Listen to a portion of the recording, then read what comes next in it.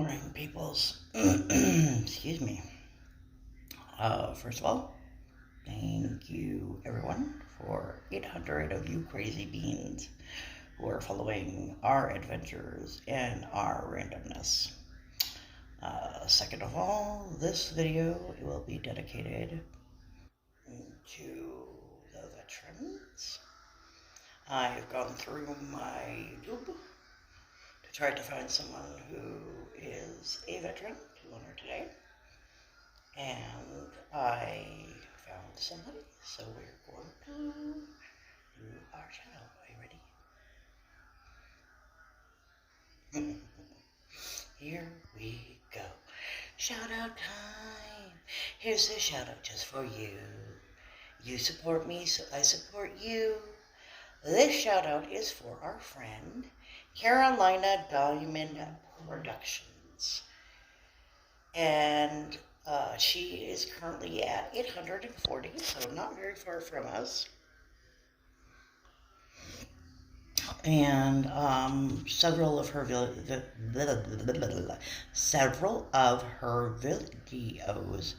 are lives are entitled "Life of a Soldier." So, since she's a supporter of us and a soldier, we are going to dedicate this one to her. Check her out, like, share, comment, let her know we sent you by, and have a good day. Record. Oh, zoom out. There we go. All right, Mr. Bud, tell us the history of something interesting. All right. Well, coming up, we have History of Veterans Day. Now, World War I, known for a lot of folks as the Great War, officially ended when the Treaty of Versailles was signed January 28, 1919, in the Palace of Versailles outside the town of Versailles, France. However, fighting ceased 7 months earlier when an armistice, or temporary cessation of hostilities, between the Allied nations and Germany went into effect on the 11th hour of the 11th day of the 11th month. And for that reason, November 11th, 1918 is generally regarded to as the war to end all wars, and it was its end. Now, November 1919 came around, and President Wilson proclaimed that on the November 11th, as the first commemoration of Armistice Day, with the following words: "To us in America, the reflection of Armistice Day will be filled with solemn pride in the heroism of those who died in the country's service and the gratitude for the victory, both because of this thing from which we have been freed and because of the opportunity it has given America to show her sympathy with peace and justice in the councils of the nations." The original concept for the celebration was for a day observed with parades and public meetings and a brief suspension of business beginning at 11 a.m.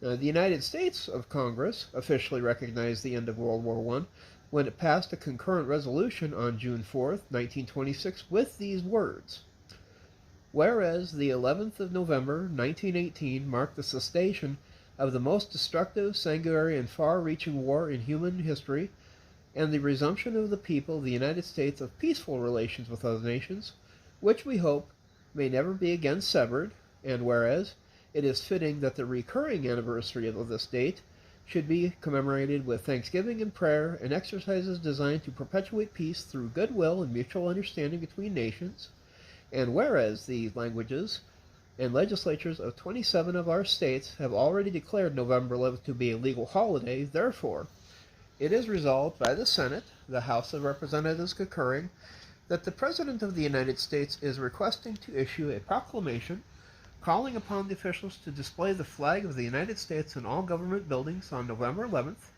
and inviting the people of the United States to observe this day in schools and churches or other suitable places with appropriate ceremonies of friendly relations with all other peoples."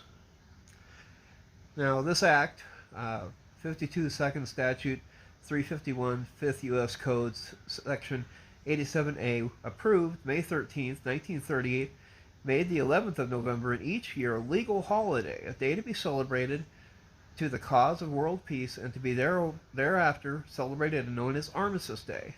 Armistice Day was primarily a day set aside to honor veterans of World War I, but In 1954, after World War II, had requested and required the greatest mobilization of soldiers, sailors, marines, and airmen in the nation's history. After American forces had fought aggression in Korea, the 83rd Congress, at the urging of Veteran Services, amended the Act of 1938 by striking out the word armistice and inserting in its place the word veterans. With the approval of the legislation, Public Law 380 on June 1st, 1954, November 1st became a day to honor Americans and veterans of all wars. Later that same year, October 8th, President Dwight D. Eisenhower issued the first Veterans Day proclamation, which stated, in order to ensure proper and widespread observance of this anniversary, all veterans organizations, and the entire citizenry will wish to join hands in the common purpose. To this end, I am designating the Administrator of Veterans Affairs as Chairman of a Veterans Day National Committee, which shall include such other persons as Chairman may select, and which will coordinate at all national levels necessary planning for such observance. I am requesting the heads of all departments and agencies and the executive branch of the government to assist in the National Committee in every way possible. Given that he was a vet, I can understand why he would put that forward. Now, in 1958, again, the White House advised the VA's General Counsel that the 54 designation at the VA Administrator of the Chairman of the Veterans Day National Committee applied to all subsequent VA administrators, and since 1989, when the VA was elevated to a cabinet-level department, the Secretary of Veterans Affairs has served as the committee's chairman. Now, the Uniform Holiday Bill was signed on January 28, 1968, and this was intended to ensure that all three-day weekends for federal employees by celebrating the four national holidays on Mondays. You have Washington's birthday, Memorial Day, Veterans Day, and Columbus Day. It was thought that these extended weekends would encourage travel, recreational, and cultural activities, and stimulate greater industrial and commercial production. Many states did not agree with this decision and continued to celebrate the holidays on their original dates. The first Veterans Day under the new law was observed with much confusion on October 25th, 1971. Oops. It was quite apparent that the commemoration of this day was a matter of historic and patriotic significance to a great number of our citizens. So on September the 20th, 1975, President Gerald R. Ford signed Public Law 94-97 and returned the annual observance of Veterans Day to its original date of November 11th, beginning in 1978. This action supported the year I was born. Yeah. This action supported the desires of the overwhelming majority of state legislatures, all major veteran service organizations, and the American people. I can't see how you could just yank up a holiday and let's try it a month earlier, or in this case, 2 weeks earlier.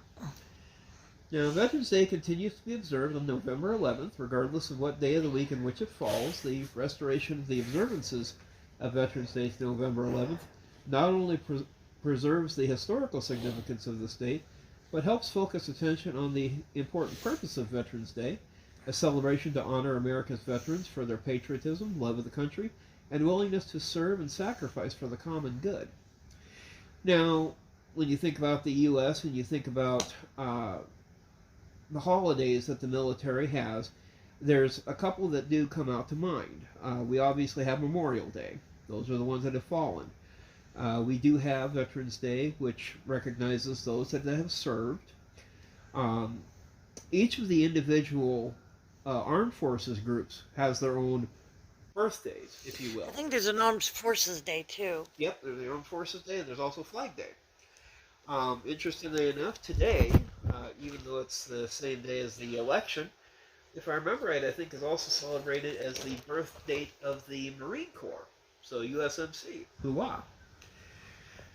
But it's kind of interesting that also, from what I remember a couple of years back hearing, is that when they would do Veterans Day, because of that 11th minute of the 11th hour, parades will not start exactly at 11 o'clock. Not that they ever started on time anyway. I was going to say, our local ones never start on time at the right time, but the parades traditionally won't start until 11:11.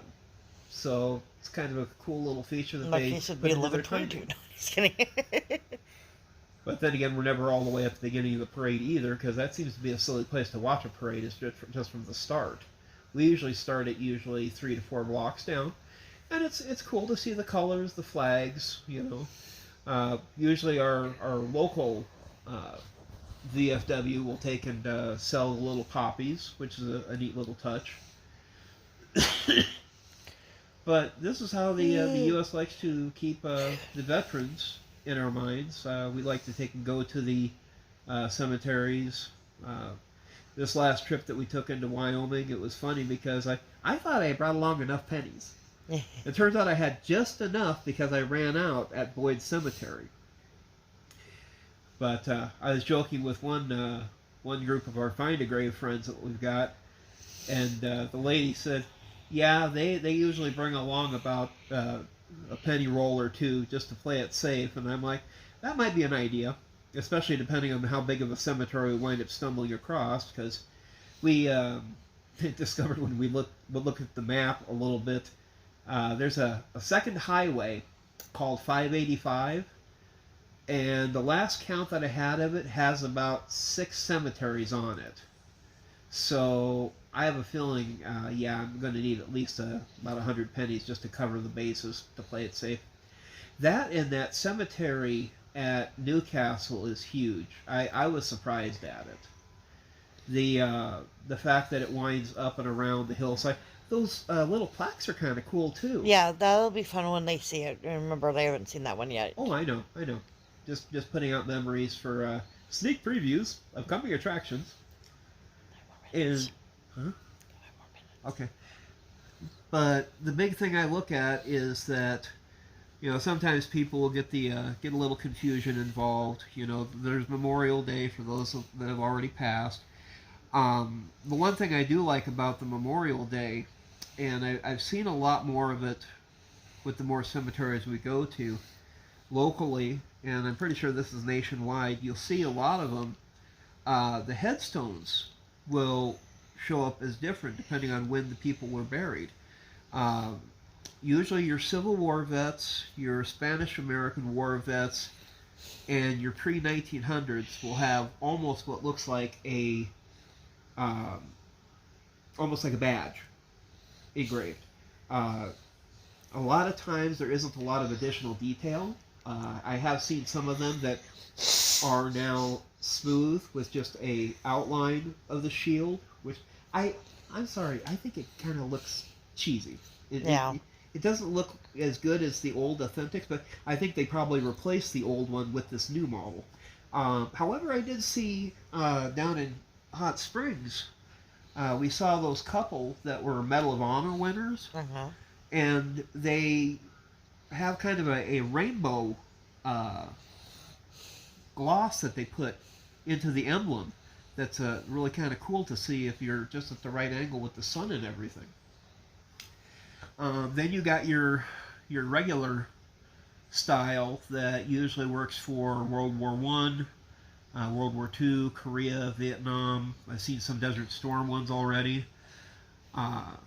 Those, what's kind of wild is they'll also sometimes have listing of either individual actions or medals. This last trip we saw a Bronze Star winner. The one that was surprising to me, though, was that there was a guy who took part in the Bay of Pigs. I remember that. And that wasn't really to my knowledge, it wasn't as much of an American action as it was kind of an independent, because, well, it was kind of where our government got kind of a black eye, because we were trying to get rid of Fidel Castro early, but we didn't really also want to show, yeah, we're just kind of trying to overthrow a government, you know, nothing, you know, that we'd want to get a black eye over. But personally, I think if they would have taken care of that problem, we never would have had the Cuban Missile Crisis either. But I know that there are two ways that I identify, and I'm not your stones. There are the white ones that are kind of a red top or have a round top, right, Those are, as you said, usually the older ones, although sometimes we do get a newer person who's got the roundy ones. Right. Or we've got the flat black ones with the kind of goldy letters. Yeah. And those are the two that are easiest to point out. Usually the flatters are either on the ground or they are on the back of a thing. There's also they're kind of a dark gray, but they're also kind of like a cube, but they're not. They're flat, but they're kind of cubey. Mm-hmm. And that those are also usually yours. Not always, Yeah. but about 90% of the time, those ones are those. And I can't tell you which one's which, but I can also throw up pictures. I'll probably see if I can throw up one picture of each style. Uh-huh. I got a few that I can pop over to you too. The flatters are one that I can understand why they want to do that, because it's probably easier to save space. It doesn't matter, they're yelling at me either way. Hey, I'm over here, you know. I don't know if the officer that we saw at Newcastle could hear them as well, because when we were in the cemetery, he actually came up through the cemetery, passed us, and went off to the side road. So I don't know if somebody had called and said, yeah, there's a white car driving around in our cemetery. You might want to go see what's going on. Well, He never stopped and talked to us, so, you know. Yeah. But it's we discovered that Newcastle is not that far away from, you know, where we traditionally go. We also did figure out that there's about 3 different ways we could get to that particular area of Wyoming. And the upshot, I think, is that if we had to, and this would be an ambitious shot, if we left the house at, like, say 9 a.m., we could probably make a shot all the way to Gillette. Gillette would be a push, though, because, well, besides the fact that we'd probably stop and look at other cemeteries on the way through. What? But we've already seen Beulah. We heard that there's one up the hill from Aladdin, which is, yes, we're looking for, you know, Wizard of Oz. Just kidding. Where we've been to Sundance. I heard that there's one at Moorcroft. There's one at Alta. And I remember seeing the one at Alta. yeah. And I think there's 2 other towns along the I-90 corridor before you get to Gillette. And then if we did that, if we turned around and went back the other way, there's multiple ones along 16 that also have cemeteries. And interestingly enough, there's 2 that are both called Grindstone, or not Grindstone, Greenwood. And the thing that makes that one kind of interesting is that they are 2 actual different cemeteries. Which is not unusual, because we have a lot of cemeteries with the same name. Yeah. Plainsville, there's at least 3 of those. Yeah. And these two literally are one's on one side of the road, and the other one's on the other side of the road. So I'm like, I'm guessing one's probably Catholic and one's probably Protestant or something stupid like that. That's very possible. We're basically the same cemetery, but they're divided because of some religious preference. The one thing, though, that I also did find kind of funny is one of the stones that I blessed with a penny in Boyd Cemetery was for a guy who died. Well, he didn't die, but he served our country in the Spanish-American War, and he wasn't even born here in the States. He was born in Nova Scotia. And so I think that's maybe the second Canadian that I've seen that's been buried. We've seen less than a handful. I do agree. Not very often. But overall, you know, it's been a fun journey so far, and I hope to keep going further into places into Wyoming. You know, we've already touched off into North Dakota. Montana is not that far, so you know. You guys keep watching. We'll keep tracing. And happy Veterans Day to all you out there. Thank you for your service. Stay healthy.